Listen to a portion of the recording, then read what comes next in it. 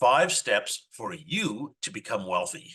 So one of the really cool things about my job is I get to meet a lot of wealthy people and just see what kind of people they are and what their life is like. I find actually more rewarding though is to take people whose lives are struggling and bring them up in the world. Also just lots of regular people, put them on a path and then see them actually become wealthy. So it's actually really rewarding to be able to do that. So what I'm going to do today is I'm going to answer kind of all the most common questions I get about being wealthy, and I'm going to show you how you can become wealthy. So what we're going to talk about is, what is a wealthy person? How much do you need to be wealthy? Do you want to be rich or wealthy? There's a difference. Do most wealthy people inherit it or make it themselves?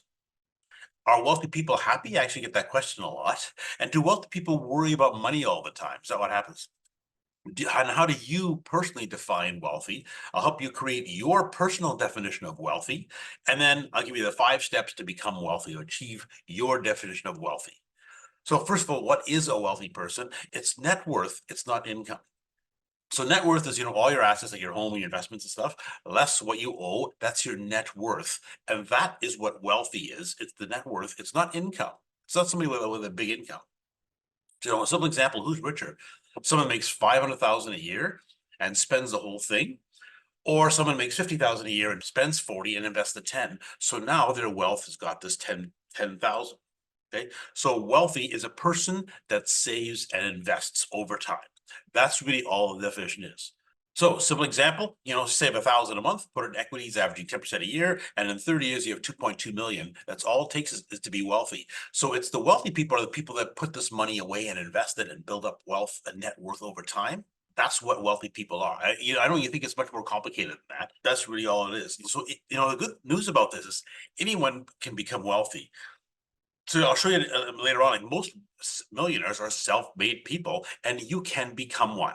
So it's not what you make, it's what you keep that matters. So how much do you need to be wealthy?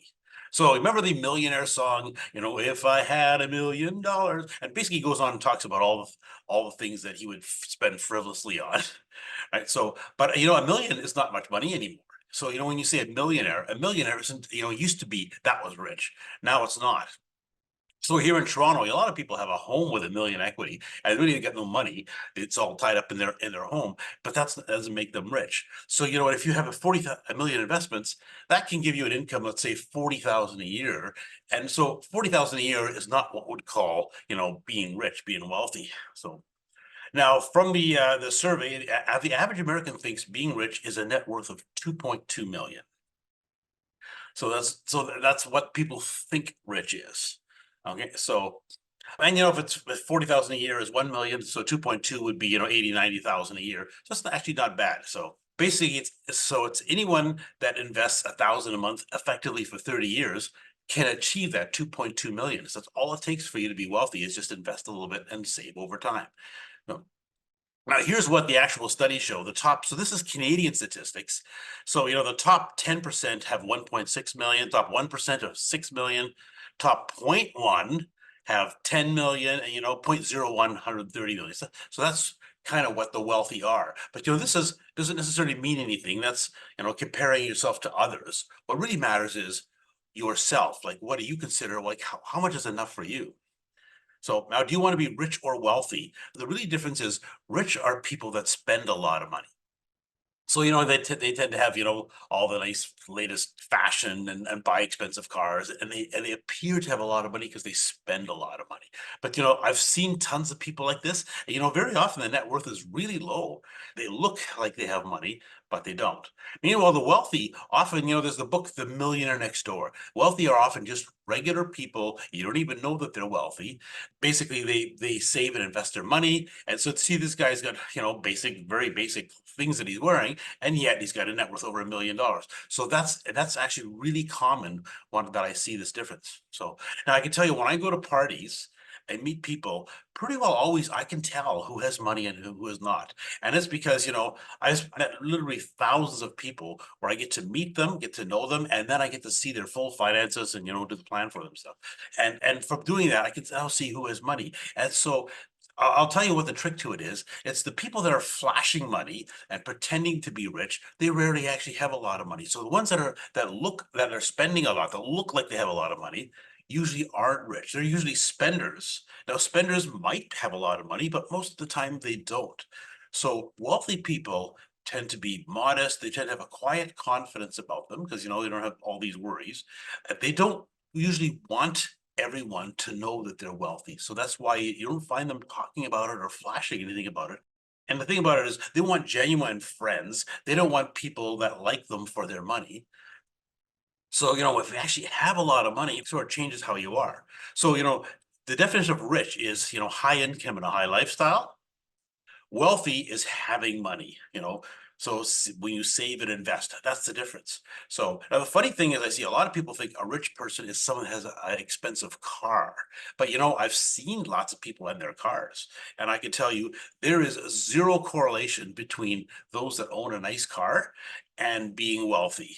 So lots of wealthy people have old basic cars, and the ones with really expensive cars, like that means you're a spender. So you spend a lot of money. Now, it could be that you have money, and that's why you can spend it. But most of the time, when I see people with really expensive cars, they're not actually that wealthy. They just spend a lot. So now, a lot of people think, it's athletes and actors that are the wealthiest people. They often talk about how wealthy these people are, but usually they're not really that wealthy. So, the wealthiest actor, I'll give an example, is Oprah Winfrey. Now, she did the movie The Color Purple. Now, what you realize is she didn't make her money from the movie. She made it from her business, right? So the wealthiest athlete in the world is not any of the famous ones you might think about.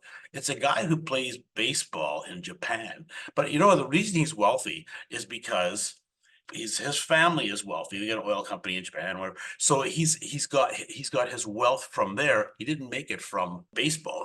So wealth comes from businesses and investments. It doesn't come from sports and movies. You get famous that way, but that's not where wealth comes from. So the big difference between rich and wealthy is, do you want to spend a million or do you want to have a million? So that's the big difference. So now, do most wealthy people inherit it or make it themselves? So you probably heard this concept of old money, right? So you're inheriting it. And you probably think that most of the rich people inherited from money and from their parents, and that's where they got it from. But I actually went through a few years ago, I went through the Forbes 400 richest people and found out where they got their money from. Only 5% of it showed that they'd inherited it. Like 95% made it themselves. Now I've looked at different years. You usually get numbers between 85 and 95%. So of all the millionaires and even the billionaires, like billions, a lot of money. So, but even the millionaires and billionaires, most of them have just made it all themselves. So, and there's a well-established story. When you think about old money, is the first generation makes money, second generation keeps it, third generation loses it. And that's that has happened over and over again, like the Eaton's family, and so lots of this happens with so many different families. So it's the first generation is the self-made millionaire.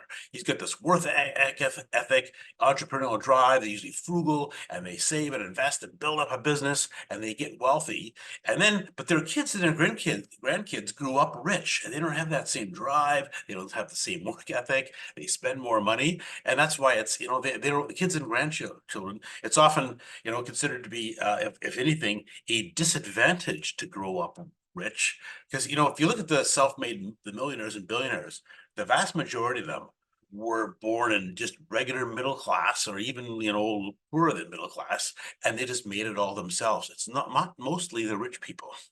So it's millionaires for the most part are self-made. It's not inherited. So now, are they happy? So a lot of people are like, who wants to be rich? Because they're not happy. But it's usually people that are not rich that say that. But you know what? So the big difference that you get when you have money is freedom, and that's it's why wealthy people are usually happy. It's the freedom.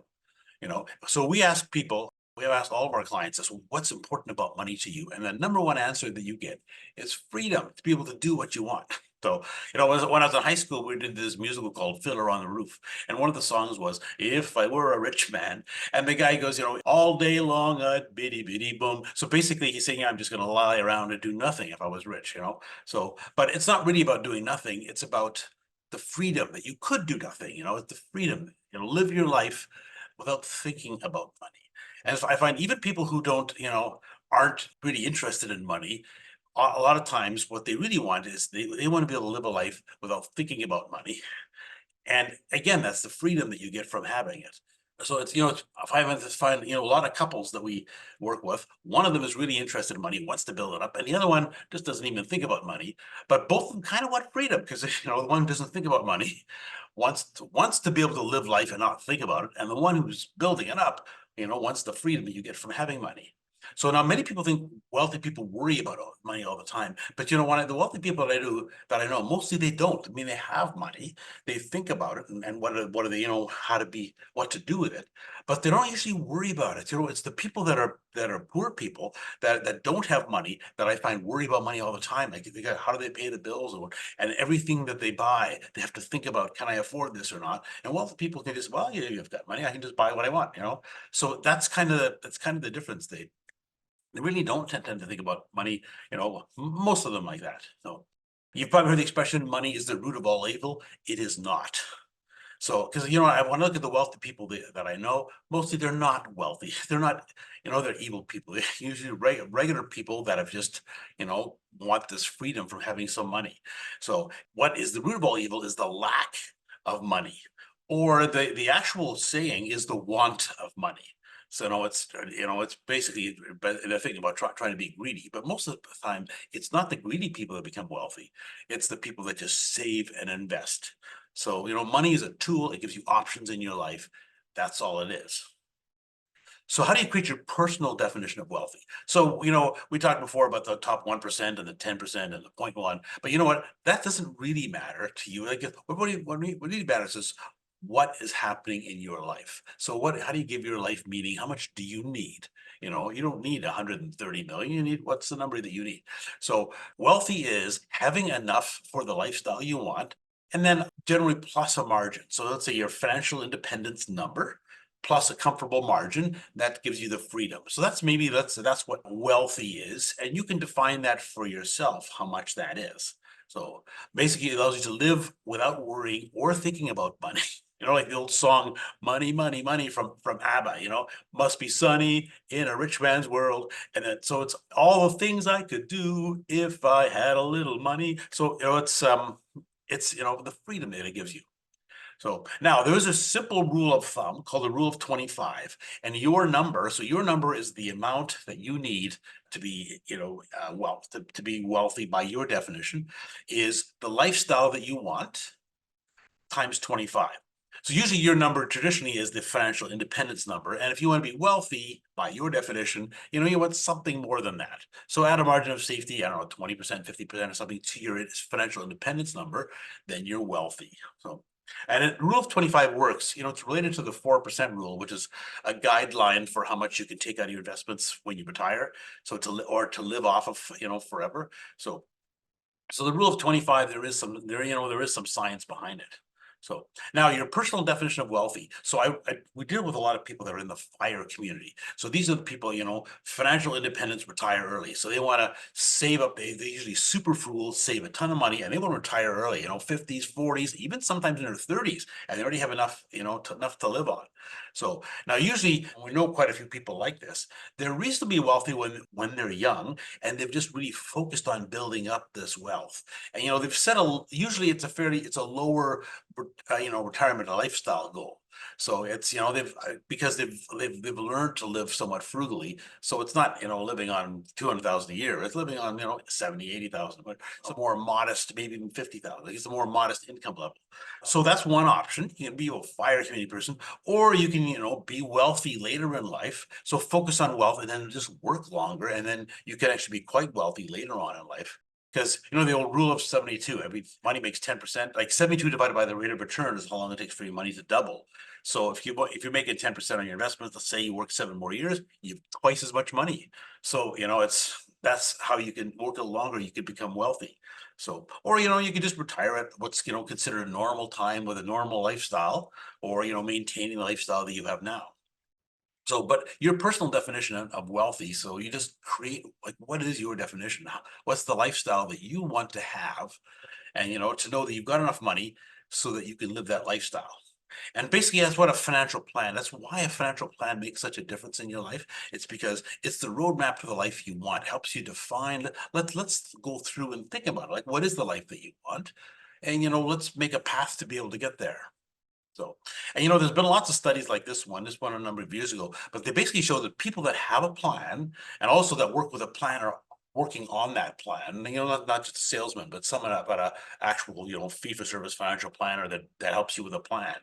Those people tend to be much, much wealthier than people who don't have a plan. So, all right. So what are the 5 steps for you to become wealthy? So what I mean by wealthy, is your personal definition of wealthy, right? So it's having enough money for the lifestyle you want and, some extra.